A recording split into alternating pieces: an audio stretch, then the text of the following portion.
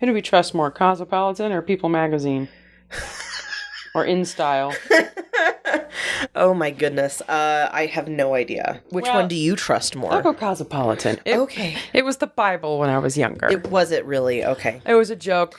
All of the sex tips, all of the best sex tips you could find. Yeah, before we ever had sex. Before I ever even close to coming, or ever was close to coming. Yeah, for sure. All right. Oh my God, I remember reading like tips on like how to satisfy your man in a blowjob. Right? Yep. I wasn't married yet. Yep. I had no idea what I was doing, but by the time I got to it, I was like, I've got all of the advice. Yeah, some good, some not. Yeah, I've got a whole playbook of things that I can try. We're going to do trial and error. Yep, and there was trial, and there was error, and there were successes, and there were failures. Oh, there's always that first error where you're like, oh my God, did I break it? Yeah. Yep. Anyway, welcome to the Crownening, where we definitely don't talk about blowjobs. No, that wouldn't be proper. I don't think we talk about it yet. Is there ever a point where a blowjob? I don't think so. We don't go that route. Fairly proper. Yeah, it's more about the intrigue. But I am one of your hosts, Hannah, and I am here with Lauren. Hello. Hello. Hey, howdy. Howdy. Which episode are we watching? Good luck saying that. I can't. He says once in the episode. I remember this. Okay. Gelignite. Gelignite. That's what, or Gelignite. Maybe it's Gelignite, which is just like, why? I don't know. This is episode 6. So season 1, episode 6. Season 1, episode 6. She has been crowned. Yes, the crowning of crownings has happened. The coronation. Anyway, if you haven't watched the episode already, we'd highly suggest watching it because we're going to be talking. We're spoiling every scene and spoiling it, obviously. We're spoilers. Without a further ado, would you like to get started? Yes, for the crowning. Dun-dun.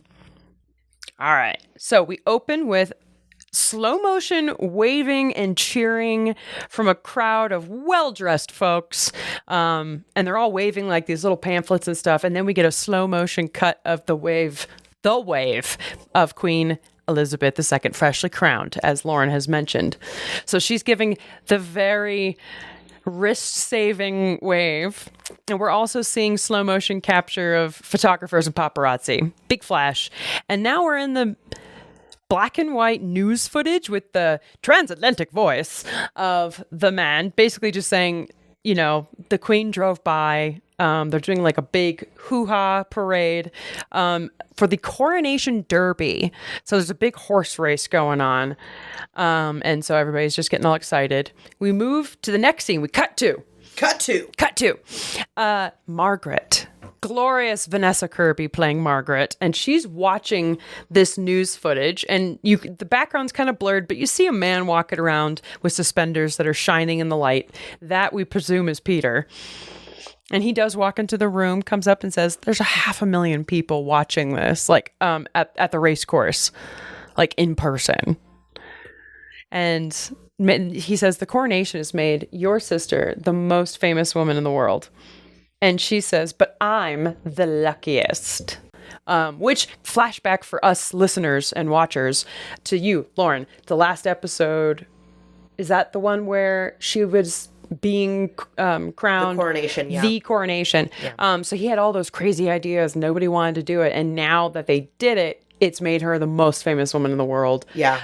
Obviously going to bring in tourism and more money in the future. So just a little pat on the back. It was really a super successful project on his part. Yeah. The man knew what he was doing. He was a man of vision. Indeed. All right. So yeah, Margaret says that may be so, but she is the luckiest and mentions their romantic trip to Rhodesia. Where the hell is that in modern day? I think it's another one of those like wildlife sanctuaries that they.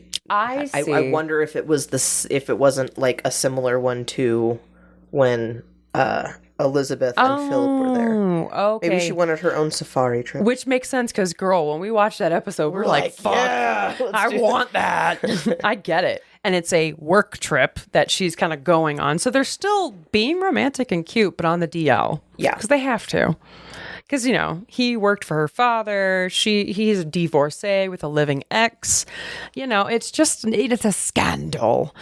you know. We wouldn't want a scandal now, would we? Yes, exactly. And which is so weird because now there's a big scandal with yet another divorcee who married into the family, Meghan Markle. So is Meghan Markle a divorcee? She is. I didn't know that. Oh, yes. For anyone who might not have known, she got married pretty young, right before she started working on Suits. I thought the only reason that she was a big deal marrying into the royal family was because of the fact that she's black. Yes. Not because of the fact that she's a divorcee. That's like... But this show is all about like the scandal of divorce and how it keeps literally it's a reoccurring issue in this family. For sure. Is that there are people who just happen to fall in love with someone and really it's a truly great match. But it ends up being that there's just some circumstance that makes this person untenable to the royal family and the firm. Mm-hmm. And that's when you end up with a big blow up like, you know, Charles and Diana's relationship, having Camilla wedged in there. Yeah. I cannot wait to trash talk on Camilla. That bitch. I just heard. Are you wiggly? I know. I'm doing the woogity at you. Did you ever watch Rocket Power growing up? Yes. Oh, hell yeah, girl. Woogity. We're bringing it back. Anyway, so back to that they're on the DL. And they're very cute. And so they give a little kiss, which is cinematically right in front of the news footage of the Queen's face.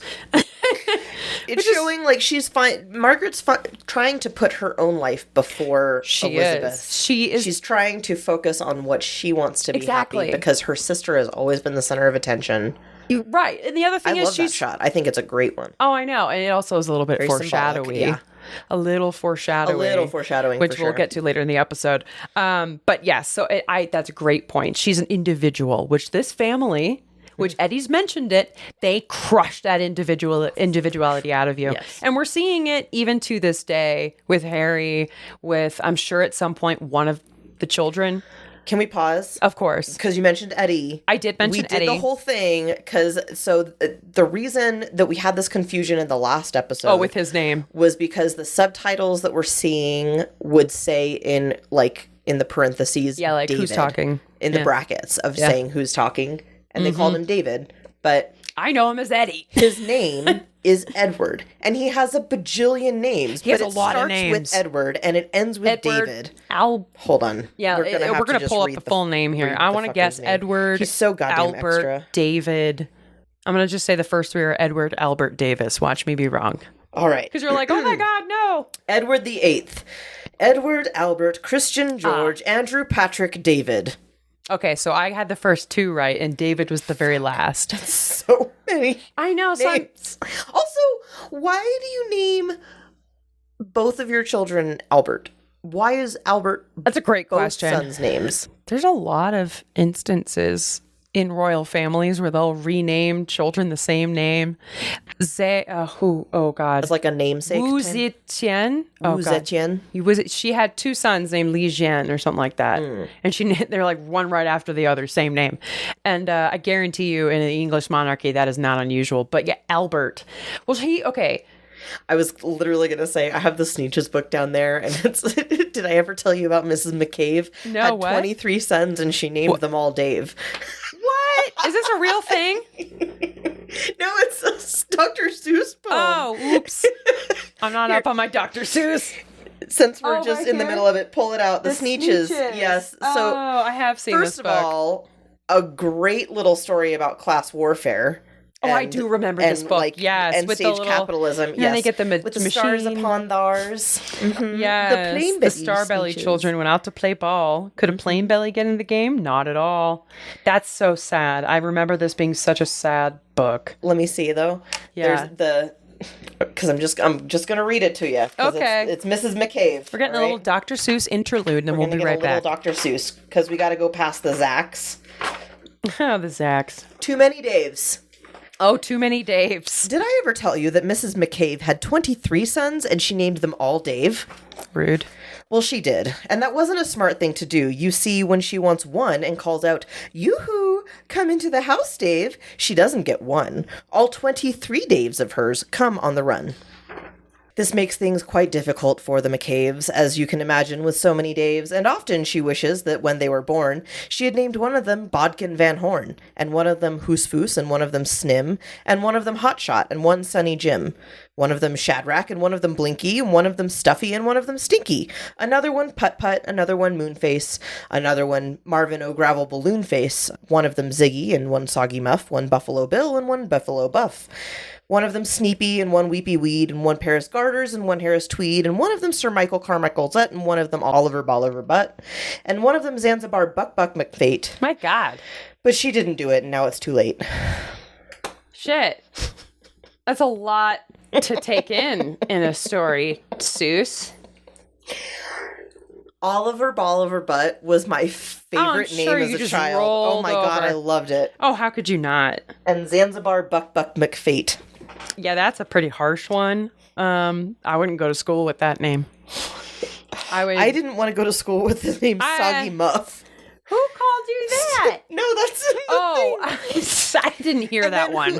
Buffalo Bill and Buffalo Buff. I would maybe they're twins. Yeah, and Biff and Buff. You could get away with that. That would be good. Can I tell you, I went to an elementary school and there was a kid whose first name was Jip, J-I-P. I don't doubt it. Yeah, it's apparently short for James. No. Did not know that. No. Yeah, it's just names, man. There's all kinds of names. I don't understand nicknames and how they translate to regular names, but we're just going to get by it. I'm Hannah Banana for the life, baby. No, Hannah Banana's a great name. That's cute. Mm-hmm. The Crownening. The Crownening. Getting a little better at rolling my R's because of that. Crownening. Yeah, I can't hold it. Crown. You get a little from me. Yeah, you and your multilingual. Can you go purr? No. Can't just be happy I did that. I don't do that for anyone. Interesting. All right. Anyway. That was cute. I know. Everybody's like, you sound like a pigeon. And I'm like, fuck off. You kind of did. Yeah. I know. So I'm more like, coo. Now I'm thinking too hard. Anyway. All right. So we're at a typewriter? Yes. The next scene, we are opening up close on a typewriter, and we're actually finding out we're in a newsroom where a man is pitching a story to their boss. The boss doesn't want a royal family story, but it is about the royal family, and so he's just like walking away, and this guy's just pitching it. It's juicy. The boss assumes it's about Lizzie's coronation. Right. He thinks it's overdone. It's not news. It's rejuvenated the monarchy. It's a triumph, blah, blah, blah. He doesn't want to hear it. Mm-hmm. He's like, it's old news. It's just not this. And so the reporter says it's not about Lizzie. It's about Margaret.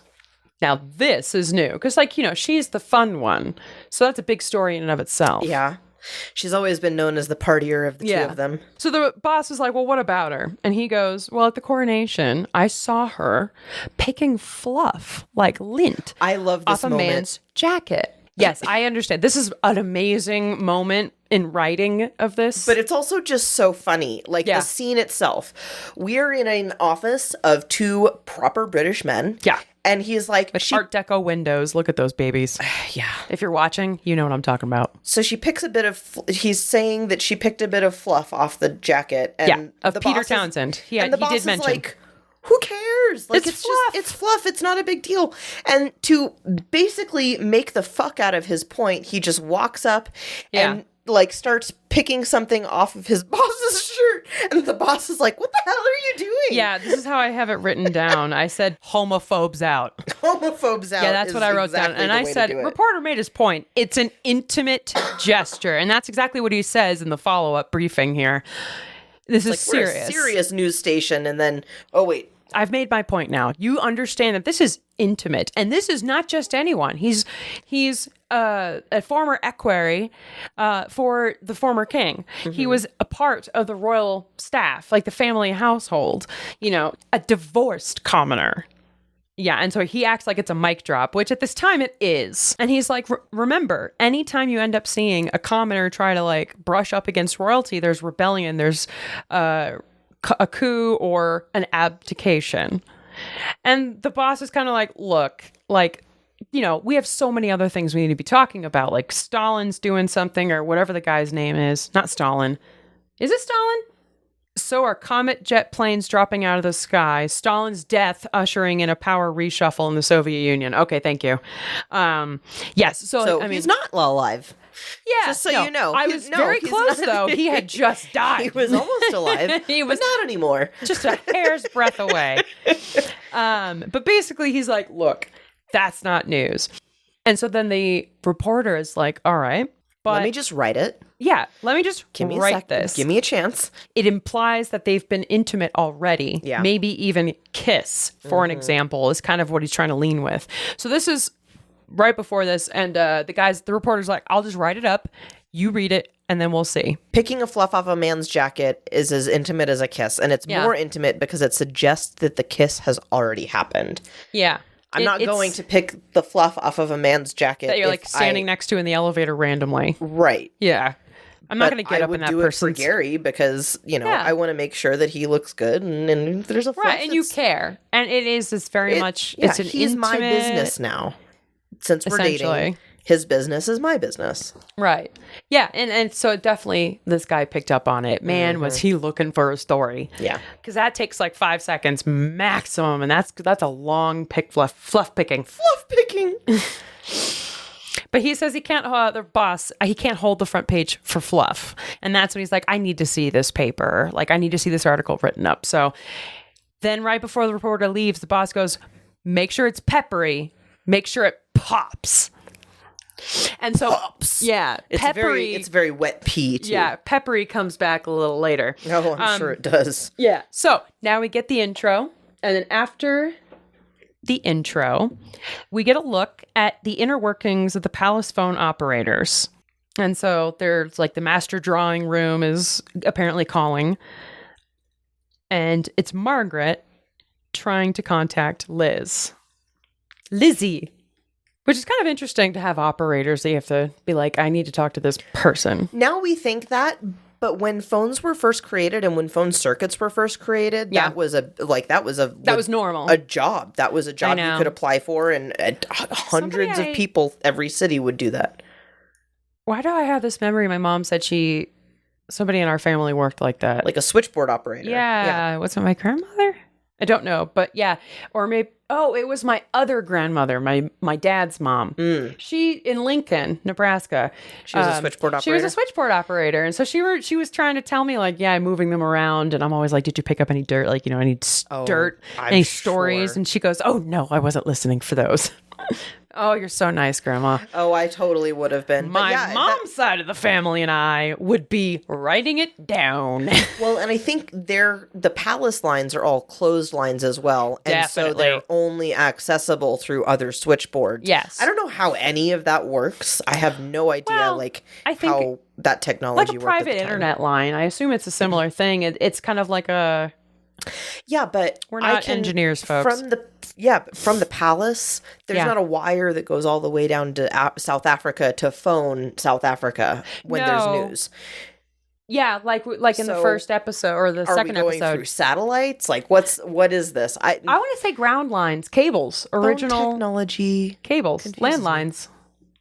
That's crazy. Isn't that? They go into the ocean. There's a cable through the ocean? Yeah, I think so. From England to South Africa? Look it up. The power of the internet, which also runs through cables. And satellites. Tubes. And it's a series of tubes. The internet is not a big truck. Everything is tubes. It's not something you can just dump stuff on. She can't just dump this on me. Have you never seen that video? No, what is that? Oh my goodness. Okay. Write it down and remember to do it later. All right, anyway, so the operators are working on it. Victoria, 48, 32, hold the line, which I guess means hold the opening in this phone line so nobody else can call. Yeah. So you can establish... Oh, interesting. Mm-hmm. It's slowly panning through multiple offices as these switchboards go from room to room. I think to kind of highlight the extensive network they have to go through. When they say patch me through, I think this is what we're seeing is the series of patches from station to station. And I wonder if that's because maybe there's only so much range from a radio station or I don't know. I don't know. Possible. I don't know the technology. We don't know, but we have guesses. Anyway, somebody answers. on Lizzie's end, takes the call, goes and gets her. She's in the breakfast room. They move it over to the breakfast room line because there's a phone in every room. Because in case you need to reach her, you got to get her everywhere. Also, because there's a bajillion rooms. Yeah, there's so many rooms. The royal houses. I don't know how many rooms we've seen twice. We probably absolutely have. But just so many sitting rooms. Like the business room where they are, where they conduct business with the prime minister. Yeah, they have like whole wings for like staff and PR. And Peter Townsend had an office in one of these wings where we saw Margaret sneak in and get flirty. We've seen the dining room a few times. We've seen his office. This is all at Buckingham, and we've seen Clarence House a few times. And all of these places are different places, and they are different sets of fucking mansions. So these are houses on mansions on houses. Apartments in big palaces. Sorts of shit. Yeah. Literally, they could just go wherever. And I think another reason these castles are so big is a lot of these staff live there. So they have an office, and they have their own apartment. Because we saw that in the last the next episode. There's an upcoming episode. We find out this fact because we find out Tommy lives there. Oh, yeah. Oh, yes. There are servant quarters, and like you are, when you get a job, especially like as a security liaison, someone who has to be a staffer at all times. I don't know if like the maids and stuff and the cooks, I don't imagine they do. Like, what if the queen throws up in the middle of the night? Somebody's got to clean that. Maybe there's a night shift. Like maybe there's a night staff and a day staff, and they don't do that. I'm sure there used to be like a daily staff, I would imagine, as like people got more. I don't know. Well, if you ever saw Downton Abbey, they lived there, but they didn't have like full apartments. But that was like pre-World War I, whereas now people have cars, people have lots things of are different bikes, now. And they live in London. I imagine some staff still live there. I'm so big on tradition. But I don't know who. So. Yeah, we don't know who. But anyway, so now Margaret's been patched into Her Majesty. And the sisters begin their pleasantries. Hello, you. Hello, you. That's their kind of way of saying hi to each other. A little sisterly love. Margaret suggests dinner at her place for Liz and Philip to come over. Liz says, who's all of us? And so then Margaret's like, well, you and me and Philip and Peter, maybe. And Liz goes, Peter? And she goes, yes, Peter. And I love this. Liz goes, oh. And what does that mean, oh? Yeah. She goes, nothing. What a sister moment. How nice. But she keeps doing it in this conversation as they keep going. She keeps saying, oh, yeah. And so then Margaret says, well, there's something we'd like to discuss with you. And Liz goes, oh? And she goes, well, there you go again. Anyway, so they set up a dinner date. Basically, Liz is kind of wondering what it is. And meanwhile, Margaret's like, it'll be so much fun. And she's kind of holding Peter's hand on her knee. Very excited. I think they started shacking up. He's kind of pinching her right at the beginning of her thigh. Ooh, hey now. And she falls on him and he hangs up the phone. So they're very much in love. And Liz kind of ends by hanging up the phone and going, oh. So let's start that like real quick. We'll just dive in before we go to the next scene. But Liz, I think, already kind of knows what's happening. She knows what's about to happen. I think and so. she, as queen, has to be very neutral. And she, as like a person, is a pretty calm, not going to blow things out of proportion. But she can see it coming from a mile away. I think so. I don't know if she knows that an engagement might be on the line. Surprise, spoilers. Why else would you like have she could be mentioning her boyfriend coming to dinner for the first time with and specifically inviting someone who'd worked with them and probably had dinner with them? She may have wanted to like start warming the waters towards engagement. Yeah. I think that might be where Liz thinks it's going instead of jumping on it. In a minute, which spoilers again, we are going to see that she's kind of like, I didn't see it coming this far. Like I didn't know the extent of it. Gotcha. So that kind of makes me think she didn't know, but she definitely had a hint of, I think Margaret's trying to take this to the next level. Yeah. And she doesn't know exactly how far that level is. We are opening a shot down. We're looking down towards the end of like a brick hallway. And at the opening, the end of this hallway, we see Philip and his best, I wrote down, unnamed bestie TM. Well, His name comes up later. It does. I know it does, and it starts with an M, and if anybody has set it up to this point, I've completely missed it. But I just called him Unnamed Bestie. So Philip and Unnamed Bestie, they're getting out of their fancy convertible, and they're basically, giving it to the valet, and they're going in.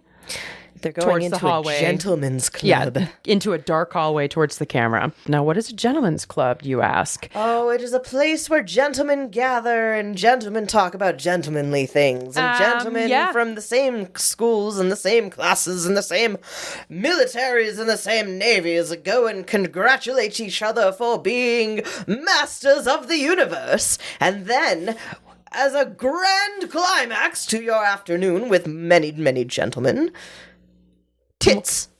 Okay, we'll stop you there. Bosoms. We'll stop, sir. Yes. You're not entirely wrong.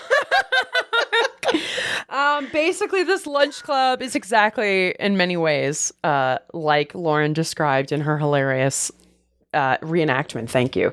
We open in this scene in the lunch club where basically it just, from what we see right now, it's a lot of tables, like circular little tables with literally just all dudes in suits, just sitting around, drinking, eating, laughing, and the only waiters are hot ladies. And so, Philip, and he's looking at the back of a beautiful blonde, and then he looks at his unnamed bestie, and then they go sit down. Another man in suit, he stands up, says, "Gentlemen, everybody sit down, sit down. We have a special guest today. He's come back from Egypt. He was there for a year in Cairo, and he's going to come tell us about some stuff today. Tony Longden. He was in Cairo, and now he's doing a show and tell about his trip. It starts off all right. He's doing a lot of important information with context. It's the military coup, the uprising. He's talking about King Farouk, who just abdicated and left because of this rebellion. He's showing, here's all the cars that he had and all this extreme wealth, and everybody painted it red, which, ding, ding, ding, also reminds you of something Philip said earlier, too. Yeah. Wait, what does it remind? So you remember when Philip was saying that the people need to understand you? And so that's why he wanted the televised coronation. Oh, yeah, he needs to get... you need to give the public context. You need to give them a way to relate to you. I understand. And also, being kind of a little more slimmed down, let them in.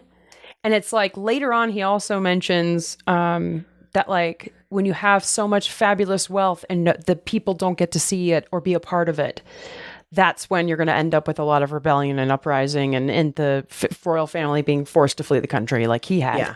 So... he was shipped in an orange crate, as he reminded her.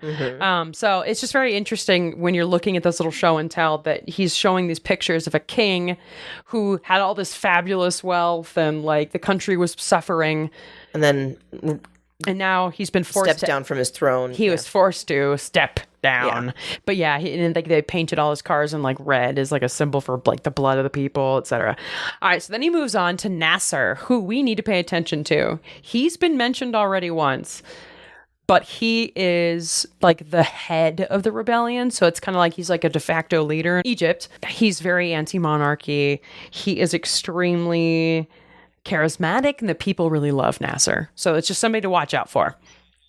Next, he shows an old British hotel, very well known in the region. Shows a before image, looking nice. Shows an after image, destroyed. And Philip looks and sees that there's writing in Arabic on the destroyed hotel.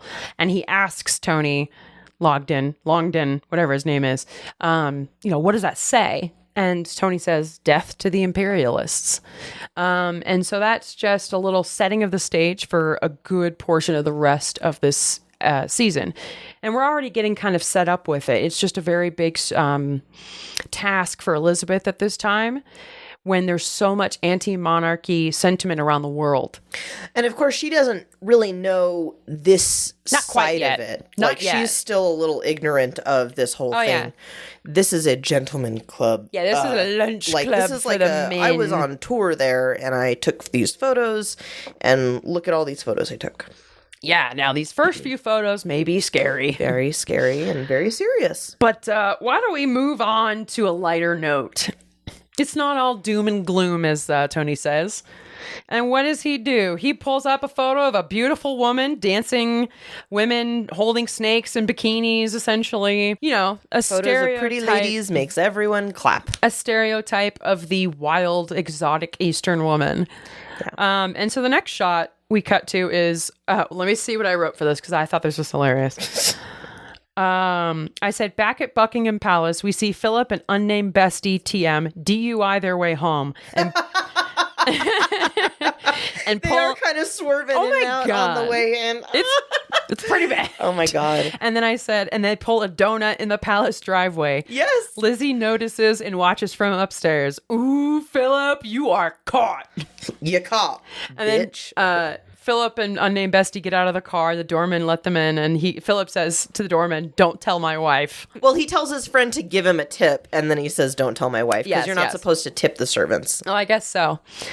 But you can kind of see he's being his wild, rebellious boy self. And then he's kind of getting a little, like, squirrely when Elizabeth asks where he is. We are back. The next scene right after he says, "Don't tell my wife," he's back in the apartment. And he and Lizzie are getting ready to go to Margaret's for that dinner we mentioned earlier. Elizabeth is getting ready. She's looking beautiful with a lacy emerald sea green, don't know what color that is, but it's gorgeous, over a nice dress. And I keep on calling him Peter. It's Philip.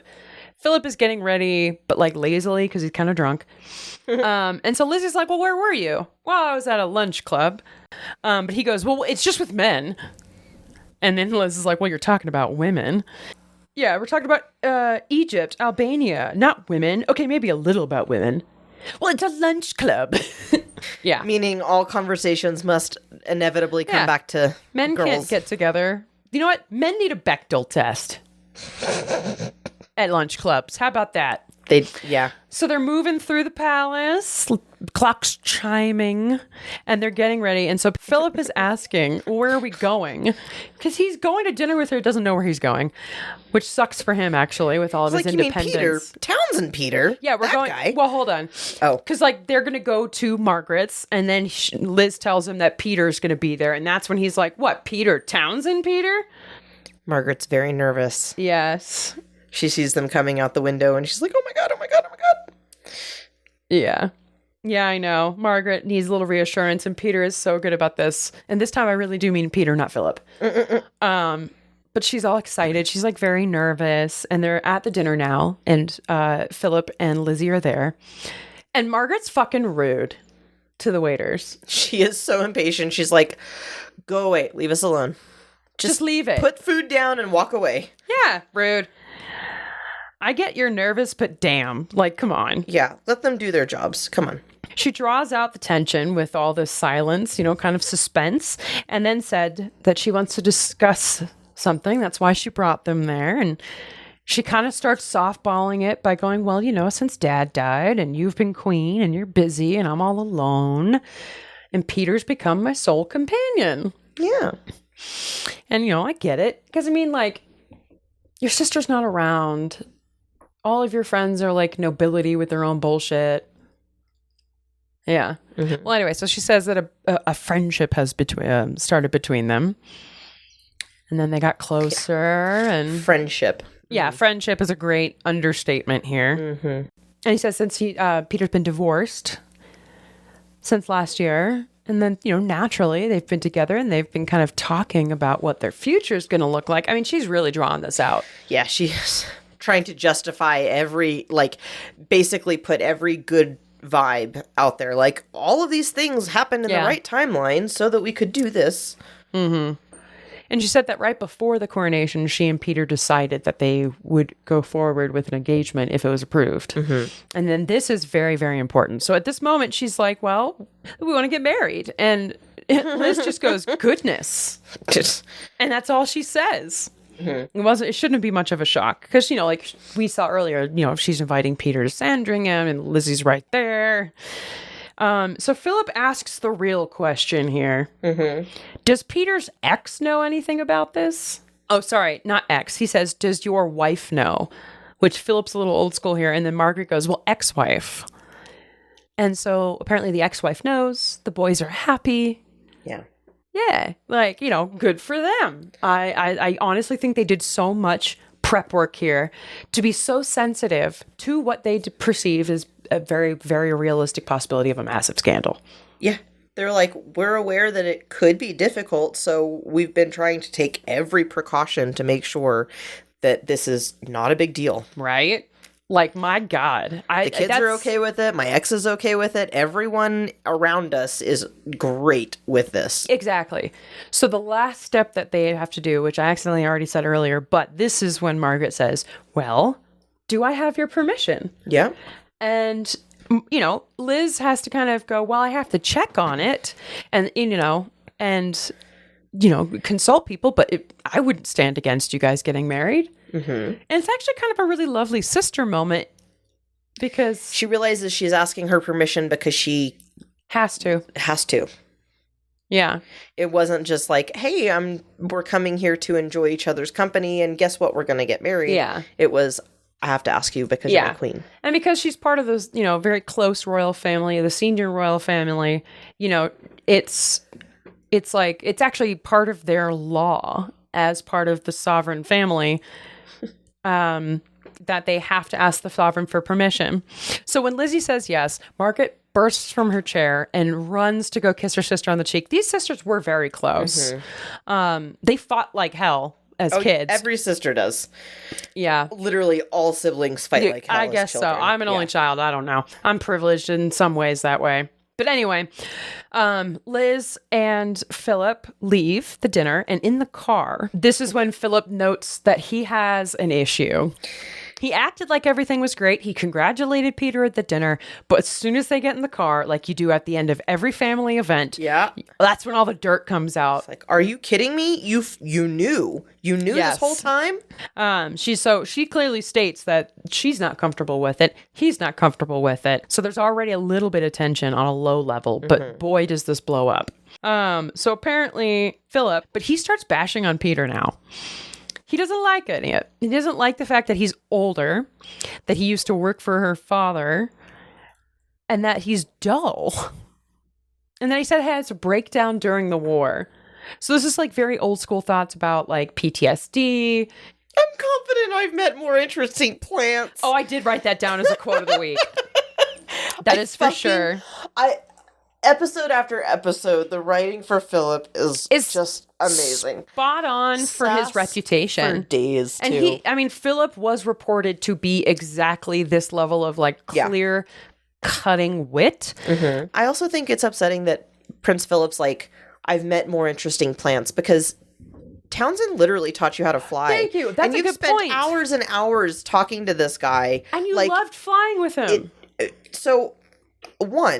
Okay, you do have a basis for, like, you would know if he was a boring person or not. Right. But you also spent a lot of time with him, so you couldn't find one thing to find interesting about him? Or at least respect the man. Yeah. But because now he's wanting to be engaged to your sister-in-law. Well, he's boring. Yeah, and I guess maybe it might be a little bit of Philip's commoner. Like, while he might want to let the commoners in, I definitely don't think he was ready to let commoners in on a family level. Yeah. Yeah. I said let commoners in, but I didn't mean it like this. And he's just going on about it. And he's kind of getting in on Lizzie, you can't let this happen. And she's like, well, it's different than the abdication, because he compared it to the abdication. It's like one party is divorced and the other's royal, so it sounds pretty fucking similar to me. But it's absolutely not, because there's no chance of Margaret being queen. No. Not the same at all, and I'm not going to abdicate. And it's not the same. And she also backs her sister up because she's like, and I can also see the attraction. Yeah. He's handsome, but a decorated war hero. Yeah. That's fucking hot, and she's right. Yeah. And he's blameless in the divorce. This is also very important. God, the blameless part, like Go off. The at fault. Am I allowed? Yes. Okay. I was full permission to go off. So, blameless parties or the at-fault party for a fucking divorce. Mm-hmm. This basically was the only time you could get a divorce, or the only way that you could get a divorce for a really long time was, like, if you could prove, if you could prove cheating, or if you could prove, like, extensive abuse, basically. Yeah. And it was very, very, very few times that it actually worked. Yes.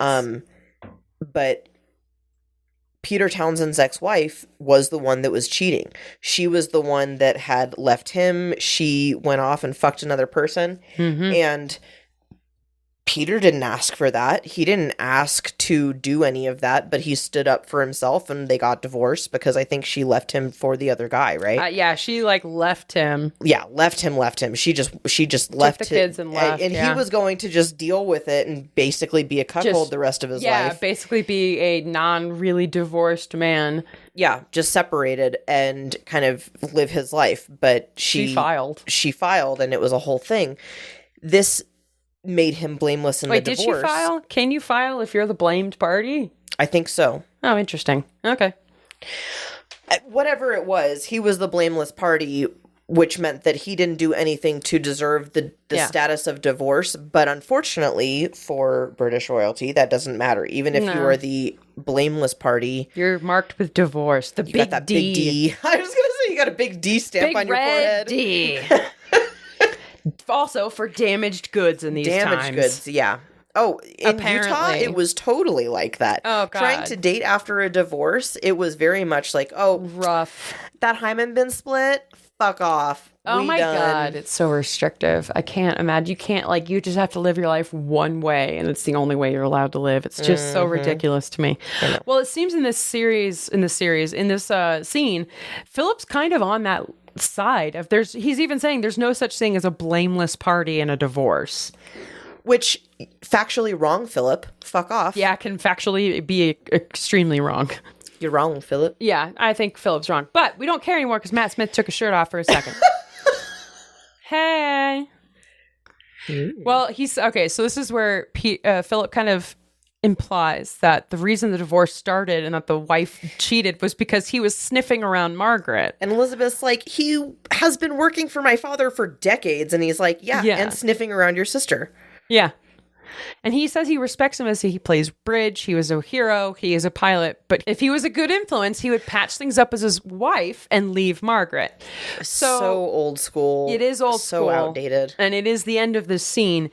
And I just want to sit here before we go to the next one because we're back to the newsroom after this. Well, it also speaks to their marriage. Absolutely. Because, and we've seen this play out already in his resentments of her being queen. They really had a traditional, the trad wife type thing. They had the traditional marriage. The husband is the breadwinner and the wife is at home and she takes care of the kids. And they knew that eventually that would change because they knew that she was going to be queen one day. But when you go from, for the first few years of your marriage, pretty much living how you want, right, to, then all of a sudden, your wife is in charge of you. Yeah. And everything about your life now, rotates around this other thing. I mean, those mentalities don't just go away. They don't. And you're seeing this play out over and over again. He wants her to obey him. He doesn't want to kneel to her when she has her coronation. He's still thinking that, I want to be special. Yeah. He thinks that even though Peter Townsend's wife cheated on him, the right thing to do is to patch it up. And to stay, which in some ways, yay for you on saying that. I'm all about reconciliation, but I also am all about, there's up to a certain point where you just got to set a boundary of when am I willing to leave? Yeah. When do I think I've had enough? Everyone has to have that line. Yeah, and I think the other question, though, I have is, would it have been better for Liz and Philip's marriage if they had time to settle into a trad wife marriage? They did. I mean, they had because George years Charles was a few years old. He was 5 or 6 by the time. Yeah, but I guess but by the time she was crowned. But compared to what they thought, I guess maybe because they were going at a slow pace, thinking they had all this time, and he got to go be a party boy, and maybe he just hadn't gotten it out of his system. Yeah, I don't think that any of them expected for King George to fade as quickly as he did. And nobody told them. They had a little bit more warning as she was starting to prepare for that and starting to go on tour. But then I think it just rocked everyone. And there was no way that Philip was actually mature enough or ready ready in any way to take on the mantle of what he had to take on. Yeah, but a wild spirit like that as well. How long would it take? He was a naval officer. He's gonna be a party animal anyway. Like it was. Yeah, it's inevitable. But how long does it take to break that party animal habit? Is the question. Well, we're gonna see. We are gonna find out in the course of this show. Yes, we do, baby. Spoiler alert! Stick around. He breaks. He gets broken. He becomes a well-ridden old horse. Well, I had 4 kids, so we'll get to that. We'll get to the round 2. Well-ridden indeed. Yeah, you saw what I was putting down. Anyway, back to the newsroom. All right, so the reporter has finished his story, and he's getting the last bits of it going because he's got to make sure that he gets it in on time to his boss, who wants it to be peppery and pop. So, pops. Yeah, he wants it to pops. So he looks it over. I can't imagine having to fix a mistake in these typewriters. My mom said that's when they had to get like the whiteout stuff. Ugh. Yep. Anyway, so he gets it to his boss. Boss says it better be good, and he's reading it, and the boss looks like, holy crap. He goes, bloody hell. You did say peppery. Yeah, you did say peppery. He goes, oh, here it is. He goes, peppery is one thing, but this is gelignite. Gelignite. Thank you. What is that? Definition, now that we've come to that part of the episode. Because I still don't know, like, peppery, all right, so it's hotter than a pepper, is my understanding? Gelignite definition is a high explosive made from a gel of nitroglycerin and nitrocellulose in a base of wood pulp and sodium potassium nitrate, used particularly for rock blasting. Okay, so this is not just a blast, not just like a dynamite stick, but a blast big enough to destroy rocks and boulders. Yeah, so basically a high-powered explosive. Cool. So that means this is a hot this story. Is a big old bomb. Big old bomb. So first off, hands off to the writer. He understood the assignment and went for it. Yeah. But it's too spicy for the boss, and he's a little worried about it becoming too big of a story. So he now has to take it to the owner of the paper. He says, I can't print this without taking it up with the owner of the paper. So he's basically on the phone with the secretary trying to get this this article across for approval. Now we're up to the owner of the paper talking to the boss that we previously saw. So he's just like, there's no fucking way I'm running this story. It's literally going to break all the rules that we have with the royal family. Deference and respect. It's an unspoken rule. Yeah. Basically, all of the media is going to show respect to the royal family at any given time. We minimize the scandals that happen. We don't report on them nearly as much as we probably should, because we don't want to stir that pot, you know? Right. And so the news boss is saying, but that deference and respect must have gone out the window the second they invited us into the coronation. Yep.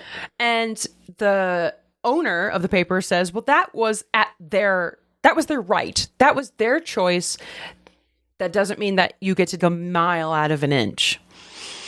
And so what the boss now is saying is that we need to be asking ourselves as journalists, as newspapers. As the Fourth Estate. Right. So as a reporter, as a journalist, the question we in the Fourth Estate need to be asking ourselves is, do we let ourselves be used, or do we have our own independent voice? Basically, do we continue this pattern of deference and minimizing, even if the story is culturally important, or do we report the news because that's what our fucking job is? Right. Which is important. It's extremely important. That is a huge deal in the U.S. now. Yeah. Like, the big companies own these media outlets, and it really limits like what you can say on air or what you can say in media, and there are certain things that you're just not allowed to hear about.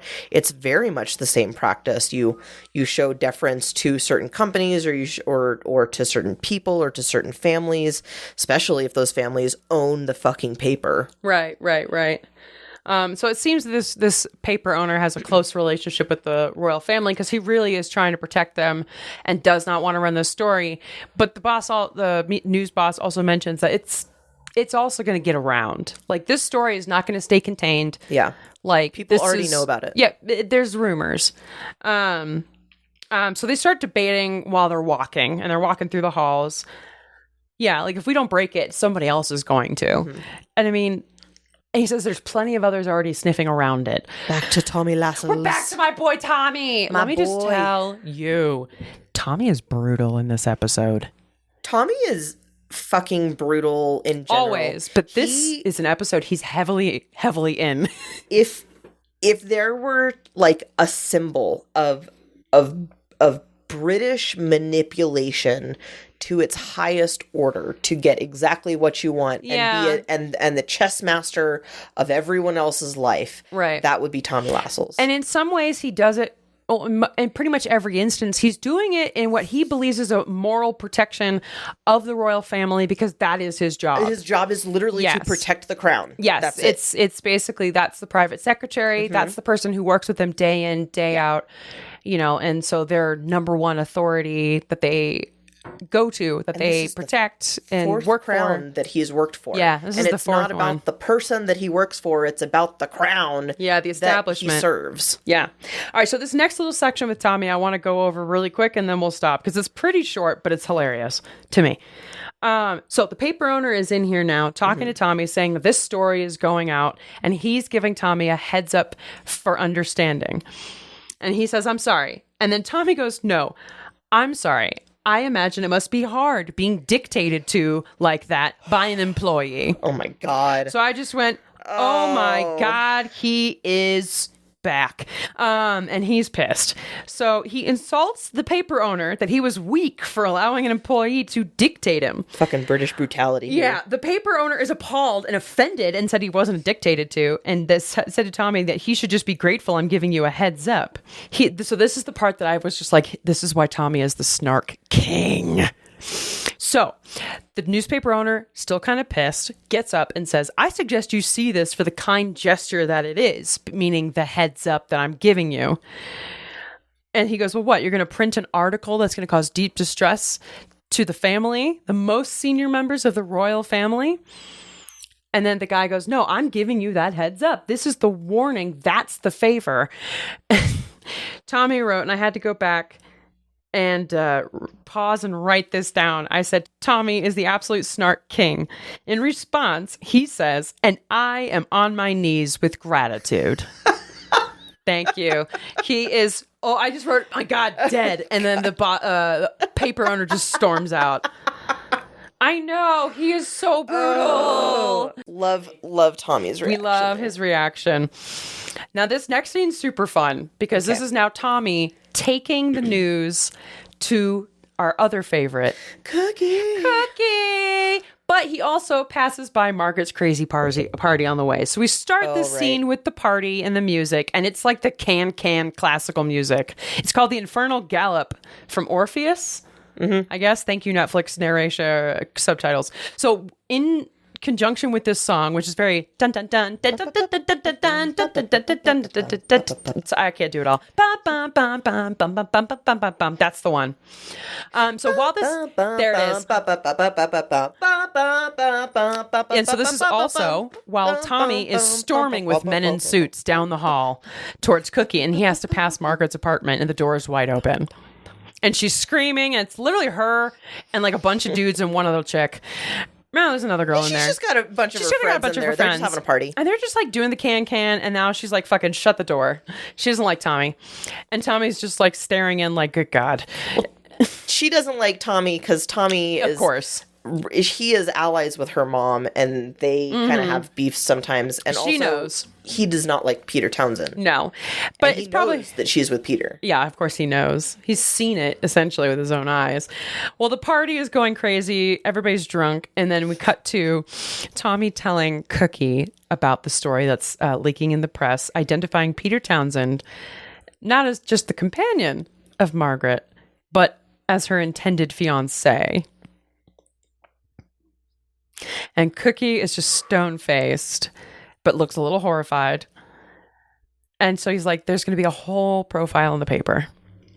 And about his life, his marriage, the divorce. They're going to spill all the tea. All the dirty tea. All the tea leaves at the bottom of the cup spell fuck. So Cookie's like, well, damn. She's like staring into space. And she just says, should we just deny it? Oh my God. Cookie, come on. He's like, it's a bit late. A little too late. Yeah. He says this horse has already bolted. A term that she can understand, yes, horses. They're very horse family. They're very much a horse family. And so she doesn't really say anything, but the intention is that, of course, she is going to do whatever she can to stop it. Basically, Tommy's telling her what's going to happen, and he's like, well, this is going to be a problem. And she's like, well, now I got to figure out how to fix this fucking thing. Yeah, exactly. I got to get the safety pins out and just put it all back together. That's what Cookie does. So next scene. That family's in tatters, held together by safety pins. A lot of, I don't even know how to start pulling at that thread. All right, so Margaret is hung over as fuck.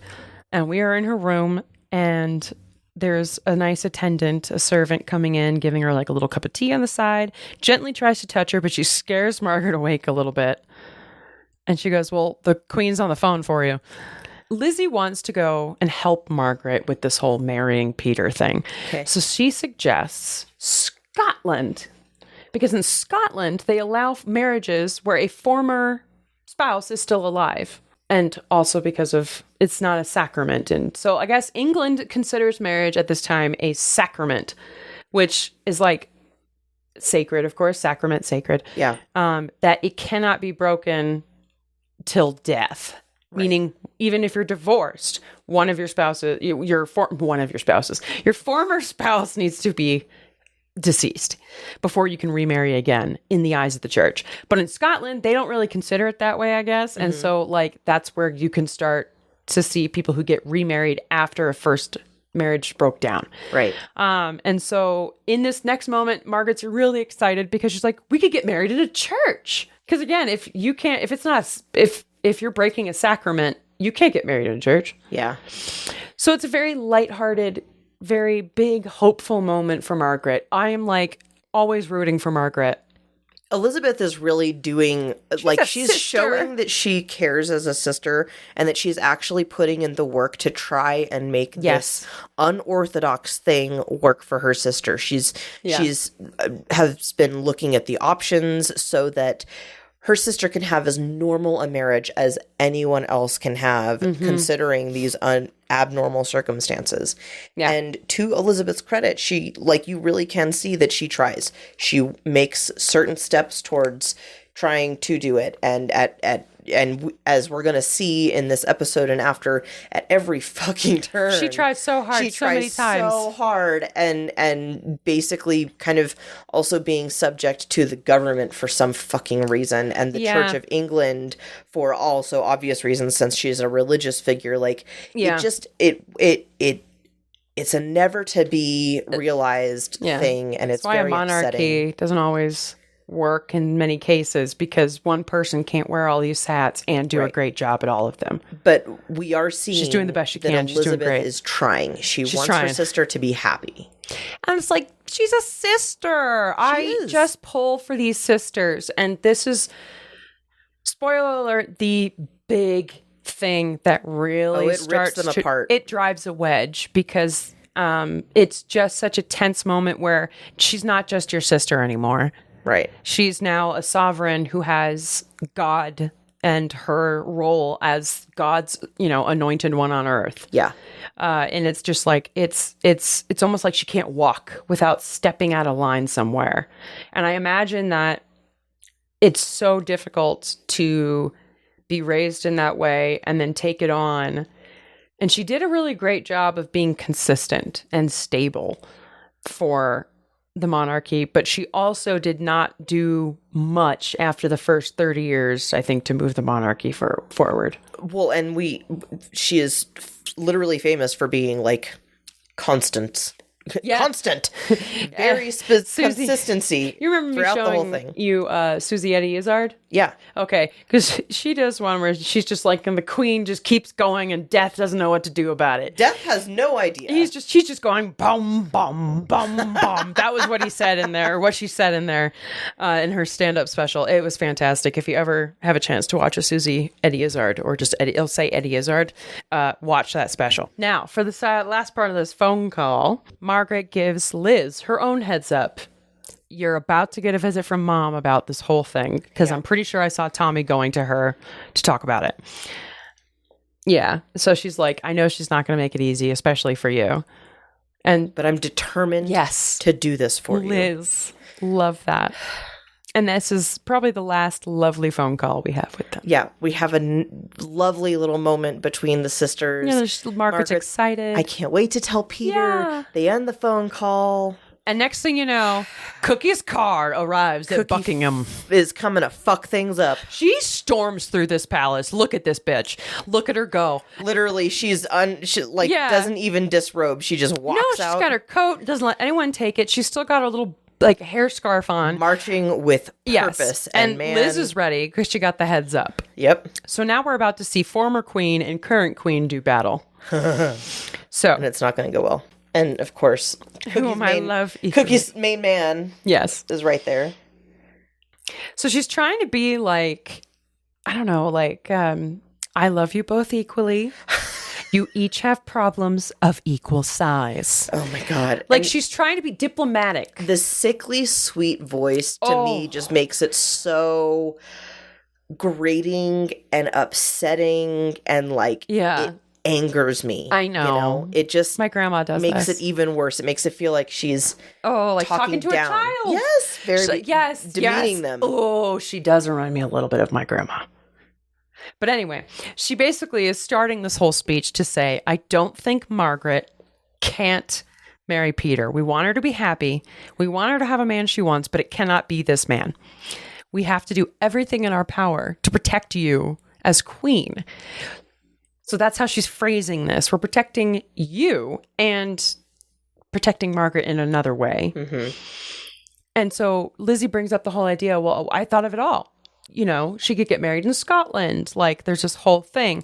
Well, this is when Tommy comes in. Elizabeth is trying to basically say, this does not have to be a problem in any way, shape, or form. And then Tommy fucking Lassells. Yeah, actually. He chimes in to say it's more complicated than that. And then Cookie says that it's a huge scandal, one that reflects hardest on the queen.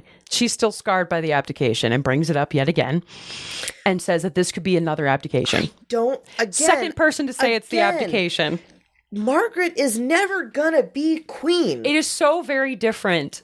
Looking back to, they're using this as such it's their 9/11. It is. They're using it as. I'm so sorry, folks in America. Every chip that they have, they're putting it on this one thing. There's a party. It just reminds me very much of a particular political party here that has brought up 9/11. Not as much anymore, but they did for the first 10 years after. Yeah. Mm-hmm. And it was just constantly a reminder. Well, remember this. We're doing this because of this and that. 9/11, 9/11. It's like a weird way of getting over something by never looking back at it and analyzing it. It's just, we're never going to do it again. If you let a divorced person into this house, yes, there will be another abdication, guaranteed. Exactly. And that's it. So this is just very much why we have such a frustration with Cookie and Tommy sometimes, but you do warm up to Tommy later. Oh, I did. We'll figure it out. When he starts playing with his little toys after he retires. It's great. We'll get there. All right. So this is where I hold grudges. Cookie and Tommy do a lot of damage, especially in this episode for sure. Right after Cookie says, "Don't mistake your current popularity for long-term security," she asks Tommy for the facts and figures. He comes in and describes something we kind of alluded to earlier in this episode, about how Margaret had to ask.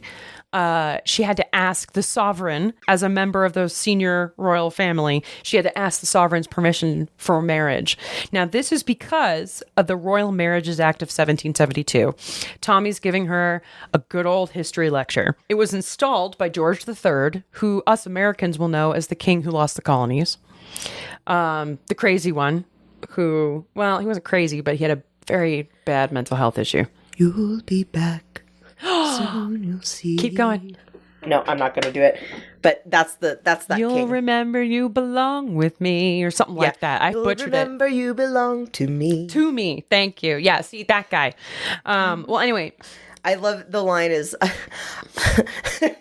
No, it's a great song. Go for it. I will kill your friends and family to remind you of my love. Da da da da da.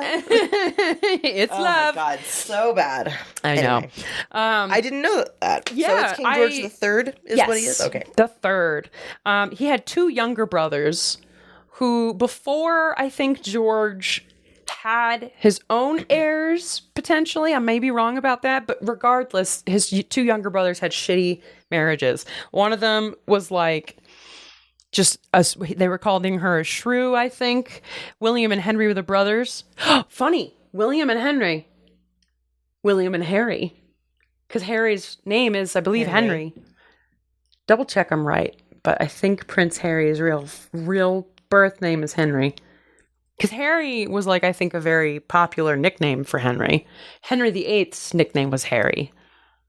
Henry, Charles, Albert, David. Another Albert. And another David. I don't know who David is, but Albert was the beloved husband of Queen Victoria, from which this whole family stems. She's a great-granddaughter of Queen Victoria, Elizabeth is. So maybe that's why, because she loved Albert so much, and I guess the rest of the family loved Albert so much. Anyway, regardless, back to George III and his little brothers, William and Henry. Again, such a weird connection I'm making. Completely a coincidence, I'm sure. He had two younger brothers, George III did, with horrible marriages. One of them they called a shrew, and the other one, an illegitimate shrew, and the other one, a disreputable jade. Which I'm not quite sure what he means. What's different from a shrew and a jade, but I don't know. Anyway, because of this marriage and because of the fact that these two brothers were in the line for succession, George III asked the prime minister to put through this Royal Marriages Act to basically say that any future marriages of any royal under the age of 25 needs monarch support to get married and approval. And so at this point, Margaret is 23. So she's got 2 years. And so Cookie and Tommy are trying to kind of get the idea across to Liz that why don't we just make them wait 2 years and then she can marry him without your approval needed. Meaning that her marrying him and any fallout would not come back to you, the queen. So if you can just have her wait 2 years. Then you can just pretend like, oh, she never asked. And now it's too late. I can't stop it. It's kind of a shitty idea. Yeah. Because poor Margaret, she's 23 and this man is going to be gone for 2 years. Is he going to be able to wait? We don't know. Yeah, we don't know. Cookie goes, so Elizabeth is asking, well, so what the hell do they do in the meantime if they have to wait 2 years? And Cookie just says, preferably wait. Or she goes, wait, preferably in separate countries. Like, she just wants to separate that whole fucking thing. Yeah, so that they can conceal the story because it's leaking, and the story clearly leaks because in the next scene, like the papers are out. Yeah, and so I guess their idea is that if the story leaks but there's no engagement, it just kind of looks like a rumor. That's my thought. I think it's more. It's gonna come out no matter what, but they're not gonna take any steps that would be against the crown. In the meantime, like they're minimizing the damage. Yeah. Because if it came out and they were still planning on getting married, that would be even more scandalous than they are dating, but they're going to be waiting for a couple years to respect the law. But I don't know if that's what they say in the press. They never formally say they intend to be engaged. The royal family PR team. I know. Okay. But what I'm trying to say is I think they're making these moves so that when they're gossip mills and everything and the press gets out, like it becomes a nothing burger. There's nowhere for the relationship to go because the guy's going to leave anyway. Like they're gone. And yes, they're in love, sure, but he's going to be at a different station for a while. So like even if they were in a relationship now, it doesn't actually matter because he's not there. There can't be a scandal if he's not even in town. Well, the scandal is the fact that he's divorced and that they intend to get married. That's the scandal part. So that is very secret though. What you're saying is not known. The thing that's coming out in the news is she picked a bit of fluff off of his jacket. Right. I'm thinking inside the firm And you're saying the public doesn't know that. Yeah, the newspaper, the press that's coming out, they know probably they have a relationship. Yeah. Anything that's going on, it's a rumor. It's a rumor based off of an observation, and they're running with it.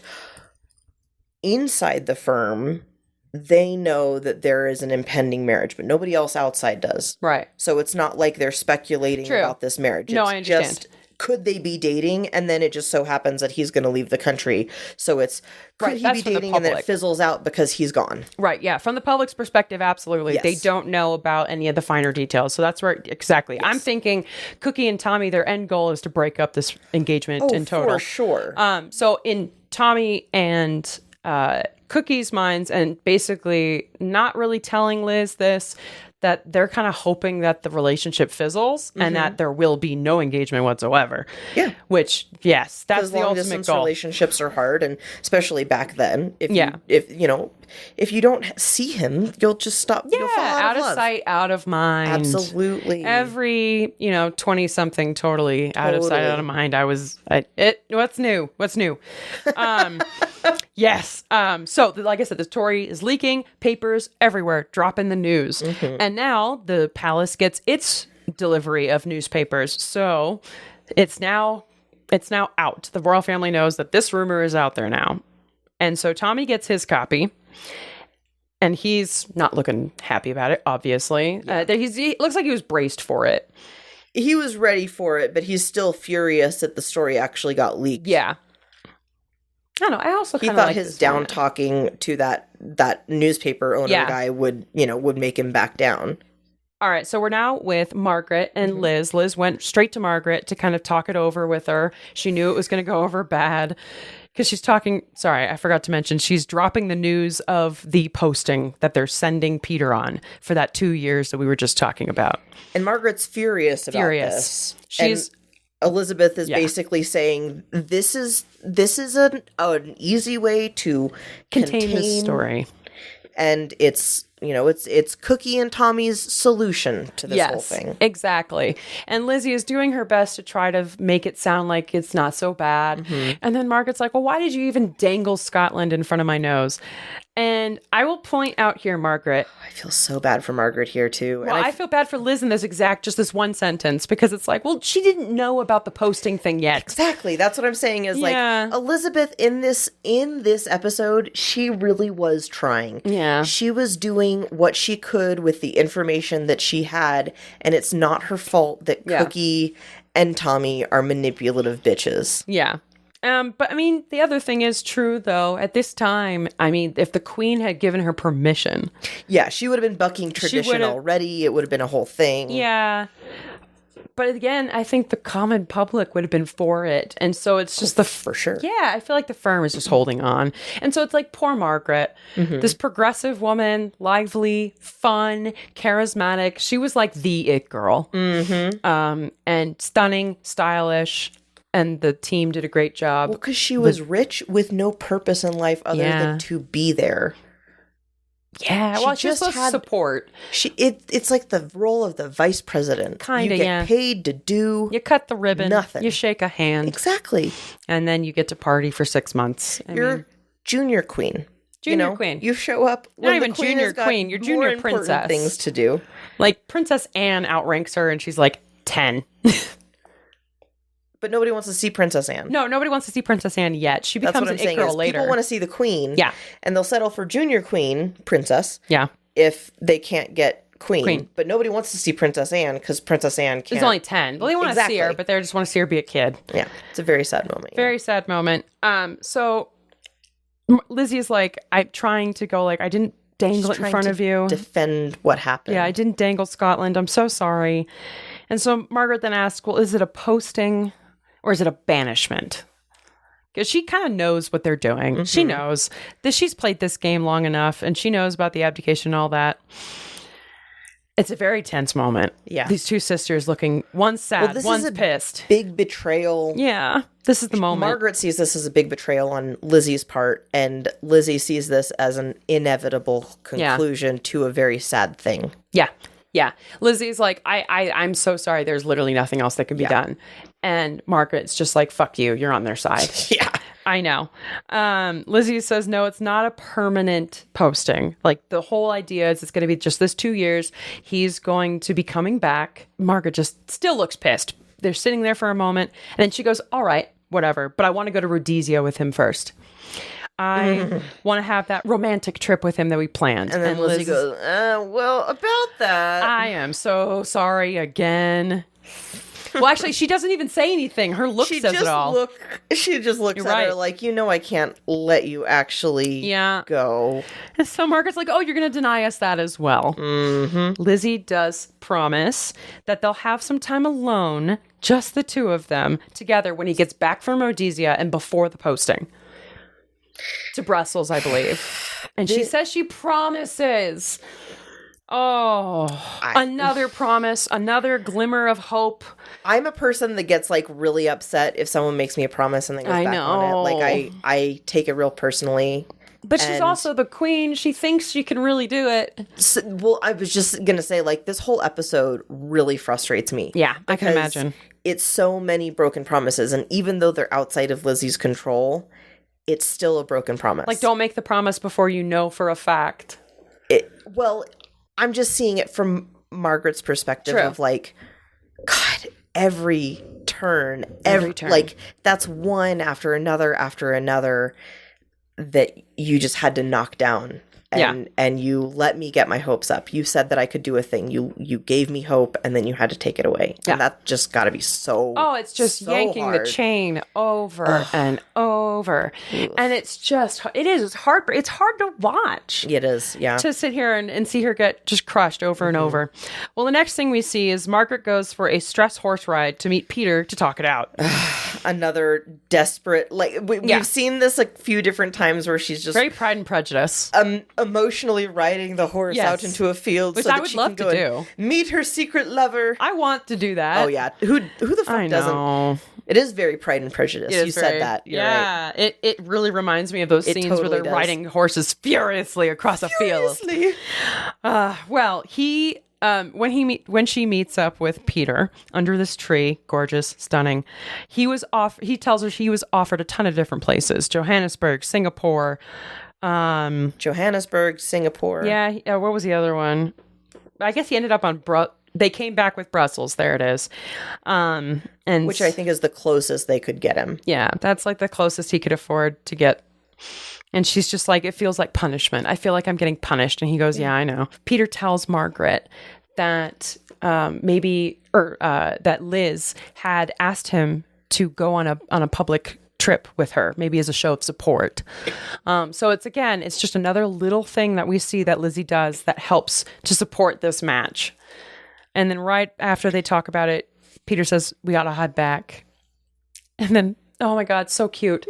Margaret goes, no, come here, kiss me. Please. I know. Before you leave. Boy, does he kiss her. Oh my God, I know. Can we get a look at this? It is like groping each other, guys. It's pretty hot. This is desire right here. This is absolutely desire. Full desire. Yeah. Because he won't be able to kiss her we're back just watching this kiss. Look at it. Full hug, both people. They literally could not pull each other closer. They're trying to become one person. Yeah, it's as close as you can possibly get with your clothes still on. Oh, God, it's so romantic. So our next scene starts with a plane kicking in. Lizzie is on this plane. They're on their way, I forget where, Belfast. They're going to Belfast. So Tommy comes up, gives her the itinerary, just like a rundown of their meetings that they have coming up. And then I'm going to wait until the next. Is this the tour that they invite Peter Townsend on? Yes. And then he ends up being a big old star? Yes. So that's what this next part of the episode is about. Yeah, we're only getting a close, tight shot of Liz and Tommy. And right now he's still just going over the details. But in the background, when you see Tommy hat on, you see Peter right there in the corner. So this is that trip that he was just mentioning in the previous scenes. So Liz kind of realizes that Tommy has a weird look on her face and asks what it is. And he says, well, I hope it wasn't a big issue that we brought Peter with us. And she goes, well, I liked him. And, my father liked him. And he goes, well, yeah, I care for him as long as he does his job and knows his place. Tommy with the fucking put downs. And so Lizzie kind of brushes it off and says, my father held him in high regard. And then Tommy goes, well, yeah, as a member of staff, not family. Lizzie trying to defend him again. He's a good friend. Yep. And he goes, yeah, maybe too good of a friend because he let his wife go. It is like just ping pong. And she reminds him it's not Peter's fault. That marriage did not break down because of him. Mm-hmm. It was her. Mm-hmm. And so now they're kind of butting heads, her and Tommy, which is interesting with the next episode and what they deal with in that regarding his tenure. But this is another moment that we're seeing of Elizabeth really trying to stand up for her sister. Sisters! And she, in her limited ability to kind of step back at Tommy Lascelles, we still see her trying to do the very limited things that she can do to show her support of this couple. Yeah. Yeah. To show support to her private, personal family. Right. You know, not her just being a queen. She is trying to do both. And it makes me wonder how long somebody can keep that up. You know? It's got to be so exhausting, especially when over and over again, you are also trying to hold these promises and being told you cannot. Yeah. And this next line that Tommy spits out just again shows you how cold he is. Mm-hmm. Because Liz says, well, sending him away will break my sister's heart. And he goes, hearts mend. Oh, God. Ouch. I mean, they do, unfortunately. And the conversation stops. He asks, is there anything else? And she goes, no. And he just goes, Your Majesty, and leaves. Again with the attitude, Mr. Lascelles. Attitude. But they land. And we see that a news spot is kind of, paraphrasing their tour right after she gets off the plane, looking gorgeous, in color. And the news spot starts, and we know it starts because it's black and white. With the fun news voice of the 50s. Mm-hmm. That's my imitation. The transatlantic accent. Yes. And so she's visiting right now in Northern Ireland, which I guess I did not know that's where Brussels is. Or Belfast, excuse me, not Brussels. So the general spot is very nice at the beginning. It's the Queen did this. A child gave her a hug. And she's sharing the limelight with Group Captain Townsend. They know him by name on the news now. So now we're looking, it's a parade. She's what's it called? When it's not a parade, but it's like a bunch of cars. Yeah. Is it a parade? I guess so. Well, anyway, so it's just like all the nice new stuff. Presidential motorcade. Motorcade. That's the word I'm thinking of. Thank you. We have a queenly regal motorcade. A regal motorcade. Regal motorcade. And so while this news briefing, we zoom out. Bless you. God save you. What? God save you.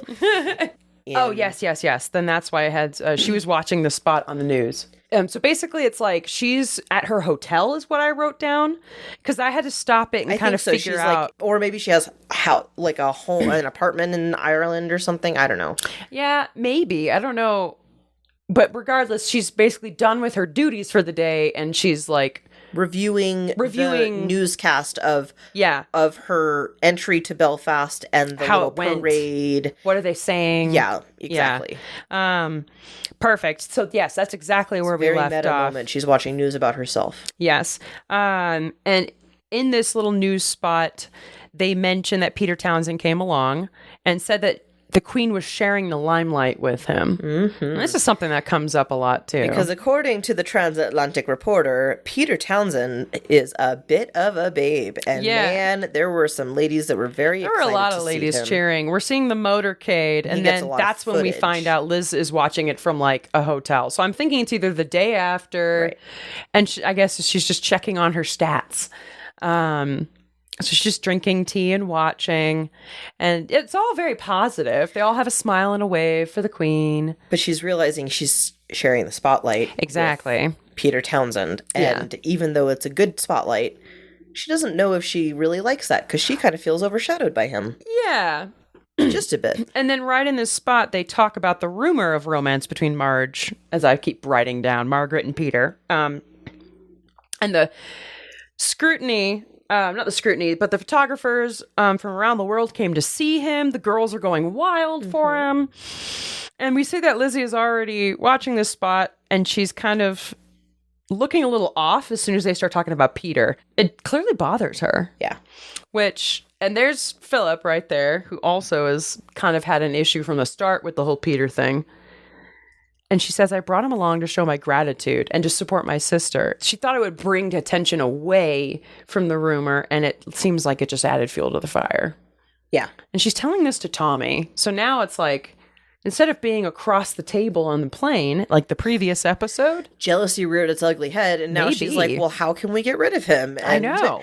And Tommy's like, well, we could always just move up his station, exactly. Like the transfer. We could always make sure that there's no time in between him coming home with immediate effect. And so the popularity is like, now he's getting punished for it.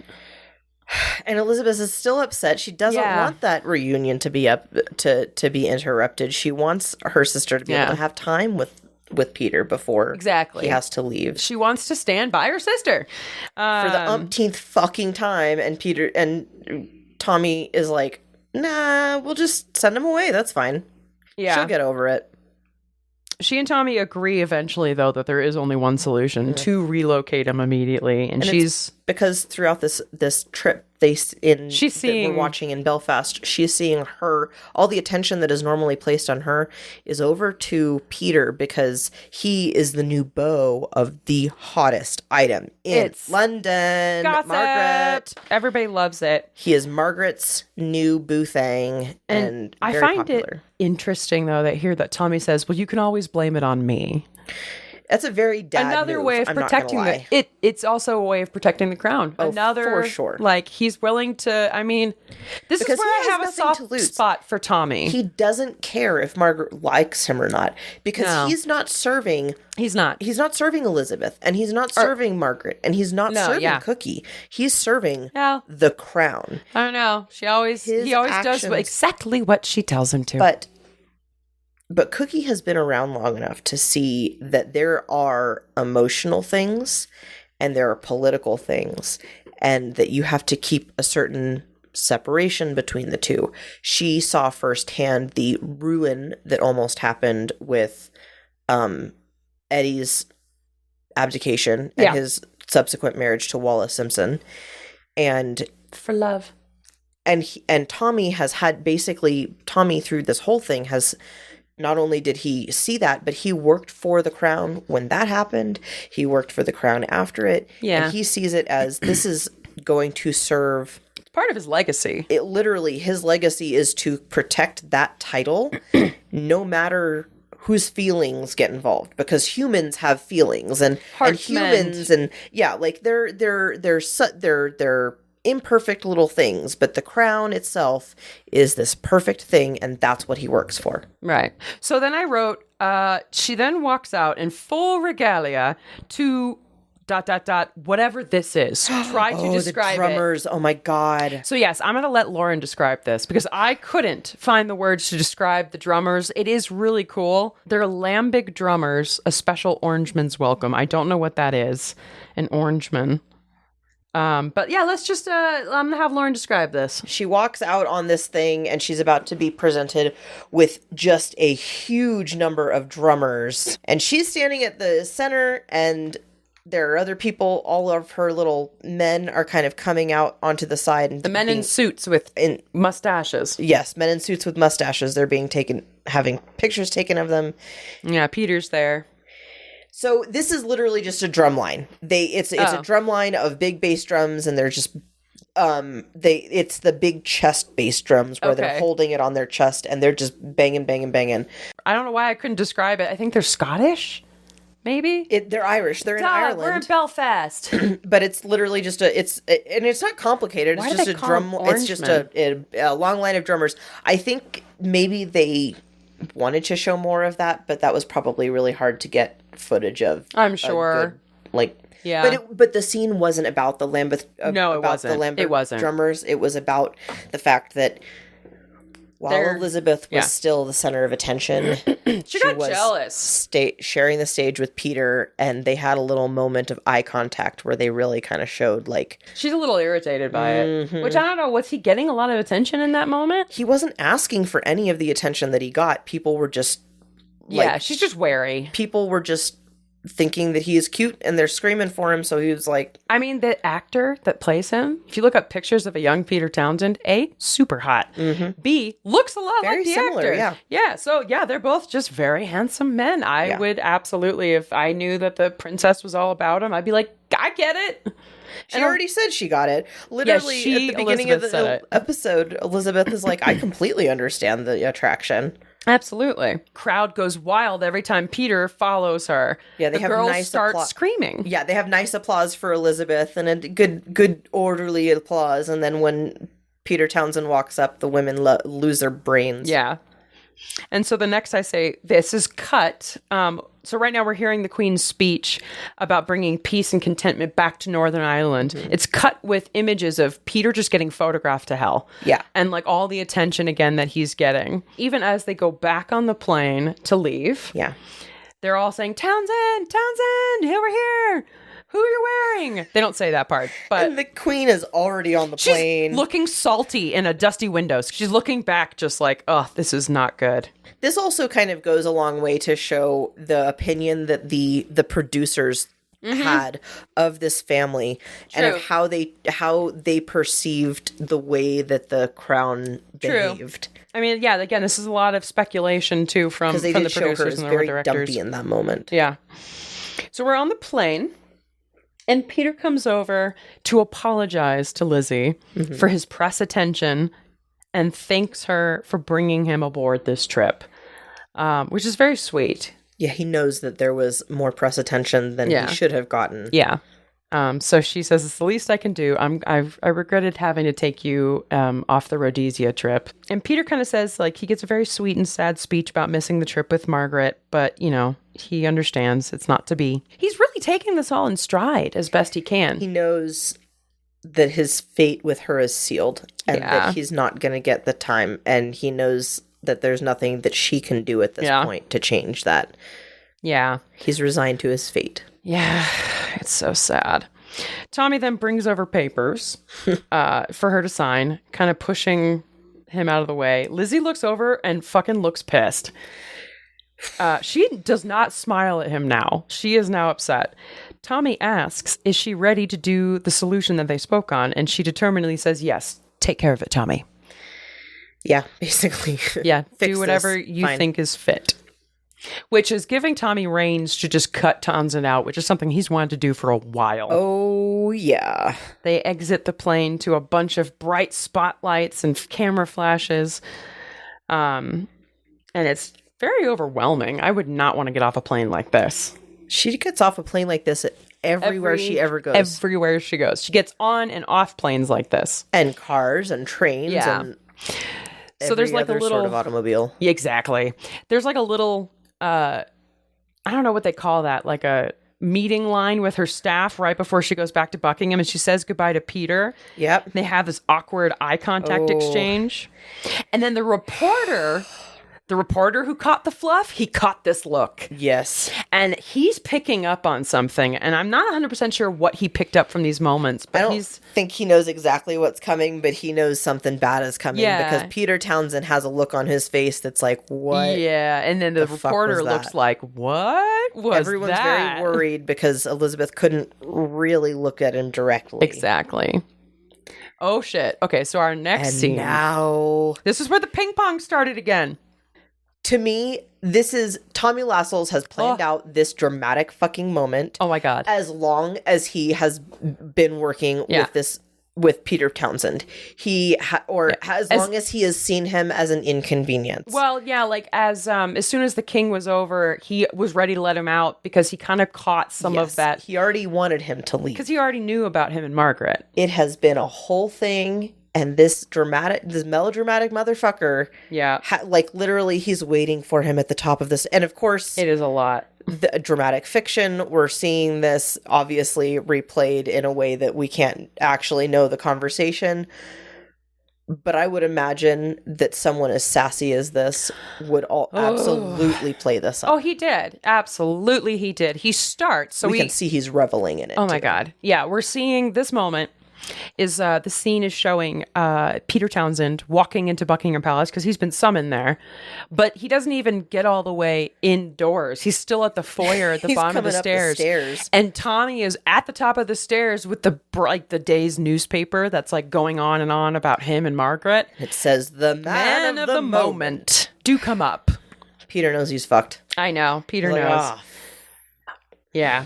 So Tommy drops the bomb that he is being reassigned immediately. There's a car literally waiting outside. Mm-hmm. He looks like he's in an interrogation room in this scene with the light directly on his face almost. Yeah. And he even says, the plane for Brussels leaves in just under 3 hours.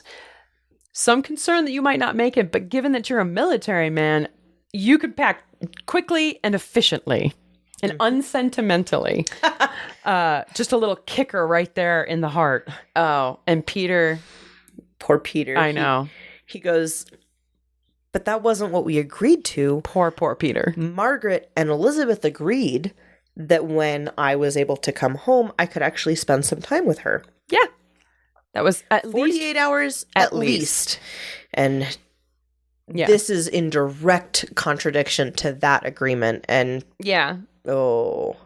So Tommy, in response, is saying, while I could never presume to know the intimate details of a personal relationship with a member of the royal family, but that is not possible.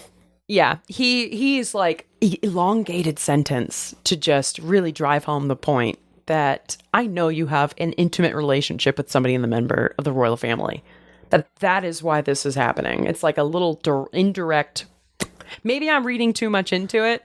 I think so. Because what I took away of that was like, and I think a lot of it, especially like in the Mormon church, you don't presume to know what the prophet's thinking. You don't presume to know what God is thinking, because how could you? I guess, right? Yeah. God on earth. I would never presume to know what was actually on her mind, because I cannot read her mind, right? But I can tell you that the position of air attaché in Brussels is very important, and we need you there right away. Yeah, but I guess I was reading too much into the whole intimate part, because he's mentioned it so many times that he has an intimate relationship with Margaret. Peter does. Tommy has mentioned that a number of times. And it's... Well, because intimacy between the owner class and the working class is pretty forbidden. But I just figured that it also connected here. But maybe because it does make sense what you're saying as well, because, again, anointed by both God. Probably are true, because you and I both know how fucking how layered this... every episode of this is, and how much symbolism is kind of packed into each thing. True. All the more reason why I love the show. Yeah. Absolutely love it. Maybe these conversations didn't actually actually happen the way that we are seeing them portrayed on screen, but there were series of conversations that did lead to this same result that actually happened. So it probably wasn't as dramatic and quick as this, but it was definitely as petty as this. Yeah, this is a lot of what I think is subjective paraphrasing based on real events. Oh, for sure. For sure. But man, shortening of events. Spin a yarn. Oh, yeah. Oof, the writing is so compelling. And I know some people say that the show moves really slow, but I think it moves so quickly in those subtext. Yes. They hold the moments they really need to. Yes. And and those long shots really hold a lot of weight. It's like Game of Thrones. You got to let it marinate, and you got to let this story and this plot build, because these things happen through important conversations. So you actually have to listen to those conversations. Mm-hmm. Peter tries to reason with Tommy. Peter brings up the idea that the popular opinion is also in the favor of the couple. Yeah. Yeah, and he starts with, I understand you're only trying to do your job, but he says, I know the attention I got in Northern Ireland. I could not ignore that. The public eye likes this relationship. They're for us. And that in breaking us up, you would actually be doing damage. Oh, yeah. Mm-hmm. You would be damaging the popularity of the monarchy. You would be turning these people against you because they love us. Yeah. They see that this petty little divorce thing is nothing. Well, and it's also, you're looking at it between, you've got, like, I understand that you think that what you're doing is going to protect the crown. Yeah. But it's going to do the opposite in a way that you have no way of being able to, like, because the world has changed. Yeah. Yeah, exactly. And then Tommy now slaps back with, and may I give you some advice in turn, Peter? God. And he goes, when referring to a member of the royal family, you use the appropriate title. In this case, Her Royal Highness. And then Peter goes back. This is why I have to keep pausing it. And when referring to the woman that I love and who is soon to be my wife, I'll call her whatever I damn well like.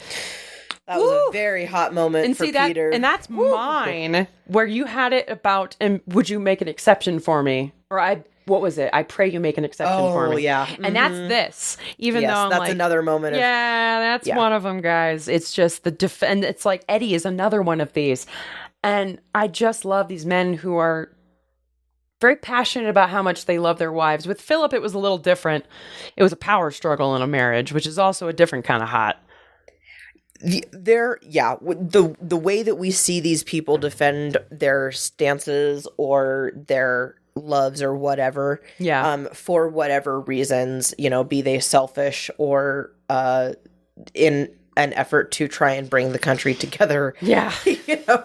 When we see them get the passionate and do the thing, whether or not we're actually on their side, it does get hot. I was not on Philip's side at all. But that moment was hot, But that moment, that the acting and the chemistry between them in that conversation. You're like, I shouldn't like it, but I do a little bit. Exactly. All right. Yeah, I could not. This was mine. It's like kind of falling in love with Loki, just low-key falling in love with Loki. Loki, falling in love with Loki. Yeah. Her name is Margaret. I know.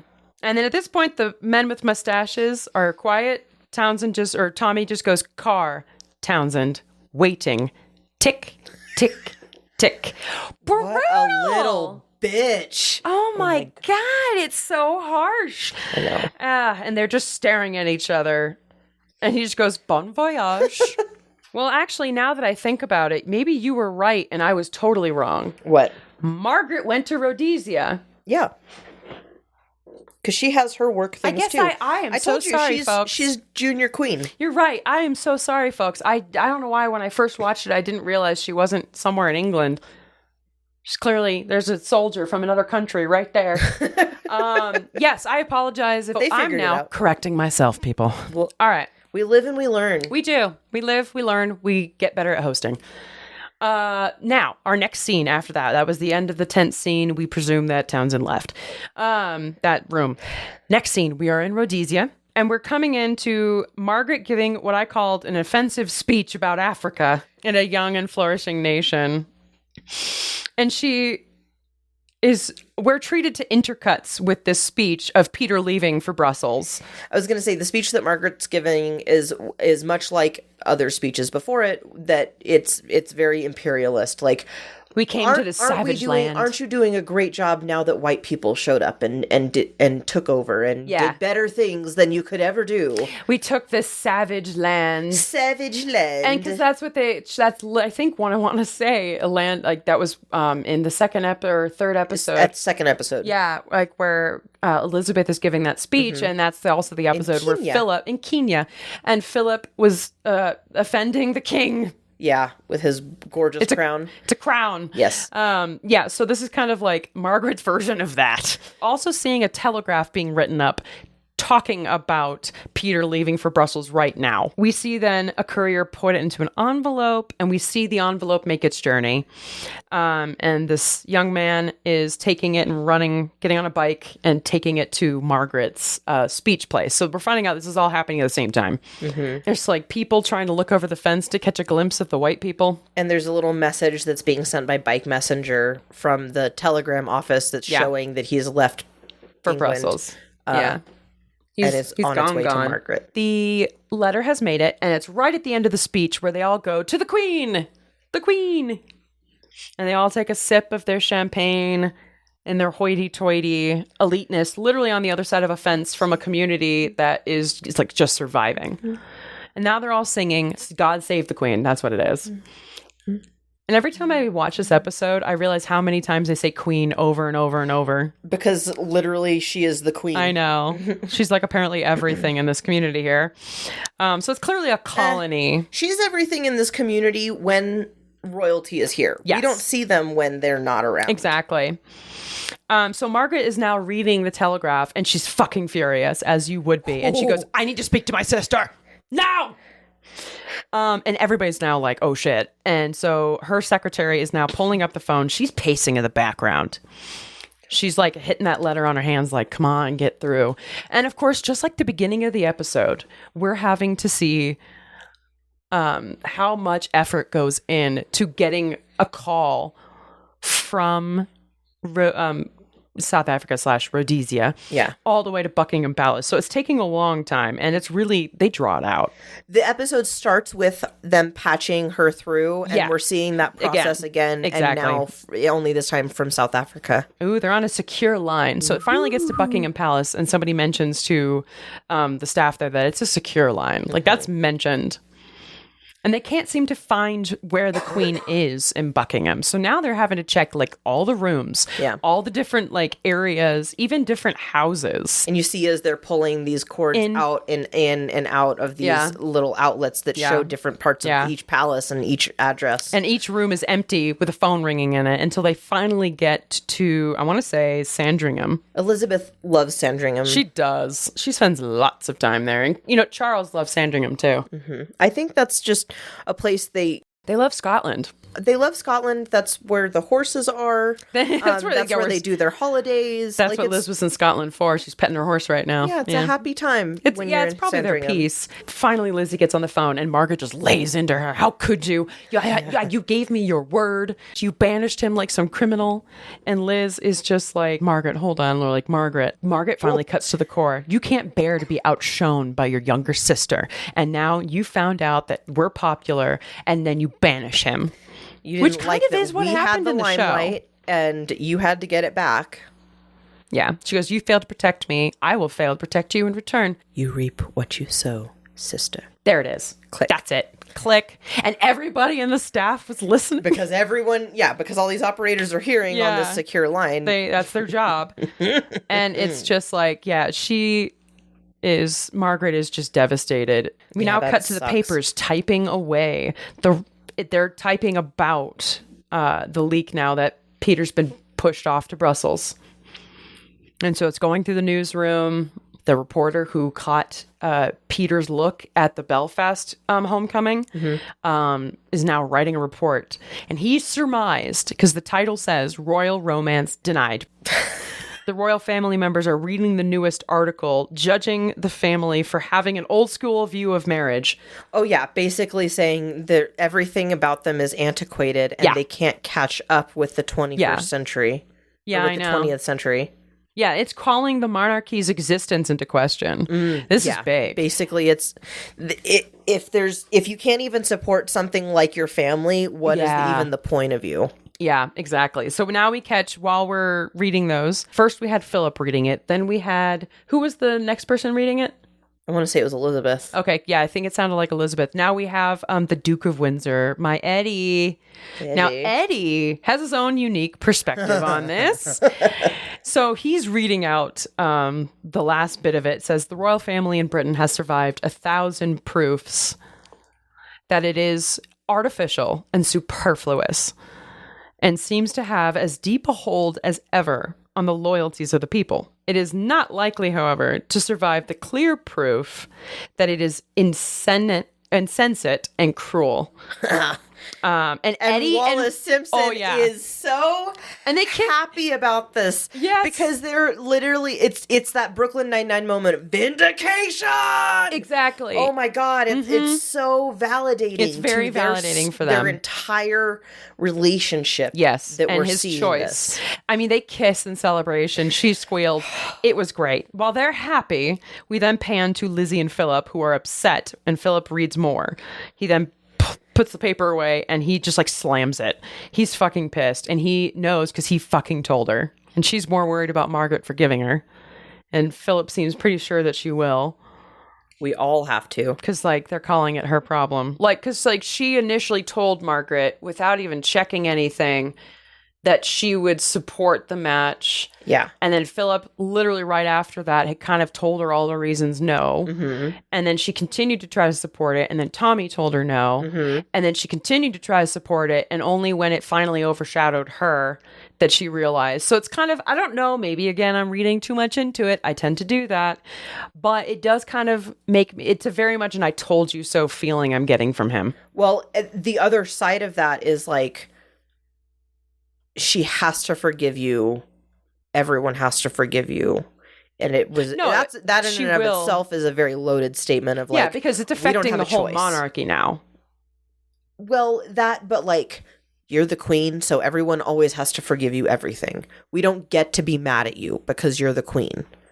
I mean, I guess I can see that as well. Like, where it's like, we all have to. Right. But I also feel like he can't say much more because of that. But he is definitely pissed at her. Oh, for sure. Yeah. Everyone's pissed at her. Yeah. Yeah. So I guess, yeah, it's kind of a very layered writing of that scene he's upset, but he also can't be too upset. The road to hell is paved with good intentions here. Could be. So yes, after that, Philip now gets ready because somebody comes in and says it's time for him to leave. Oh, it's his unnamed best friend, unnamed bestie TM. Oh. And Lizzie's like, well, where are you going? And he's like, well, I'm leaving for the weekend. I told you. Baron. Well, yeah. Oh, Baron Nahum. They're just like, basically, he's like, oh, I'm going away for the whole weekend. Didn't tell you? Didn't I say that? Oops. My bad. And it's almost like a little vindictive. Maybe not, but it feels a little vindictive. No, I think it's just an immaturity. Also and that. He really wants to be able to still do the things that he wants to do. Yeah, his little sense of freedom. You're right. Yeah. But his unnamed bestie basically backs him up saying it's all on the up and up. Yeah, it's a gentleman's and I just club. went, sure. Sure it is. Mm-hmm. And then Lizzie just watches him walk away. And then literally they're opening up champagne in the car for the drive. Yep. And she just watches nice Lizzie. driving champagne. I know. They're DUIing again. And Lizzie's watching from a window. And it's hard. It's just like, you know what he's up to, and she probably guesses. Oh, for sure. And so now our ending scene is her walking queenly through the gilded halls of Buckingham.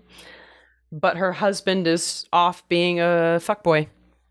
Essentially. Next episode, I think we're going to talk a lot more about his fuckboyness. No, for sure. we don't. Not that one. No, I think the one after. It's the one after that, then. Yeah, because the next one, well, now that we're on to it, folks, this is the end of, finally, of season 1, episode 6. 6, thank you. Gelignite. Yeah. Every time. Thank you. So that is the end. It was juicy again. Oh yeah. Very, very juicy in terms of, personal, non-political blow up in the family. This has created a rift that never heals fully. No. And we're seeing the first real test of Elizabeth between family and crown. Yeah. And we see the very first test that she had. She chose the crown. She chose that position of the title over the family. And at every turn, even though she wanted to try and help as a person, when she was told no, she just listened and went along with it. And yeah. And if I were Margaret, I don't know if I'd ever forgive her. Yeah. I mean, logically, in my head, I know I'd have to. Like he says, we all have to. But, like, emotionally, I don't know if I would be able to let that go. It would be one of those long-term resentment things like Philip I need a therapist ASAP. That's where I would be. I need a therapist long-term to try to figure out how to emotionally proceed with her being a sister. And Margaret does. We do see her do it. I don't know if she has a therapist. No, they just move on. They move Literally, on? They move on with their lives and they pave right over it. You've got feelings, you push it down. Pave over it with gold, because there's a crown. Yes. Well, next episode, we're going to see a different personal battle with another member. Maybe not as big of a blow up, but if you remember the tutor she gets. Oh, yes. Mm-hmm. Yes. So the next episode, season 1, episode 7, Scientia Potentia Est. Nice. I do not know exact science potential. I have potential. Knowledge is power. Knowledge is power. Okay, so not what I said. Yeah, scientia is knowledge. So I did not get one word. That's okay. I don't speak Latin. All I know how to say is nomen mihi est Hannah. That's my name is Hannah. The what? Nomen mihi est Hannah. Nomen mihi est Lauren. Yeah. Okay. That's all I know how to say. Cool. If I went back in time, you would know that. I'd look like such an idiot. Nomen mihi est Hannah. That makes me think one of my ex-husband who was terrified on our honeymoon that he would have to, like, because he didn't speak Spanish and he couldn't drive a stick shift, if something, God forbid, something happened to me, he was worried he was going to have to carry me through the streets going, oh shoot, también, because it was the only Spanish word that he knew. But ayúdame. I know that. Literally. Ayúdame. But it makes me think of I don't know if you ever watched this comedian. His name was John Panette. I've heard him on the Comedy Channel. Huge guy, and he did a lot of stuff about food, but literally one of his things is like he knows how to say, feed me, I'm hungry. And he's like, I know how to say it in 47 languages. I can write it in hieroglyphics if I have to. He learned ASL for it. Yeah. Literally. Yeah. Feed me. Yes. That would be me in ancient society, ancient Rome, because that's where they spoke Latin. Peoples, we love you. Thank you for watching another episode, or watching. You're not watching. You're listening. Thank you for listening to another episode of The Crownening. And we will see you next time. This has been a podcast. This has been a podcast. Bye. Bye.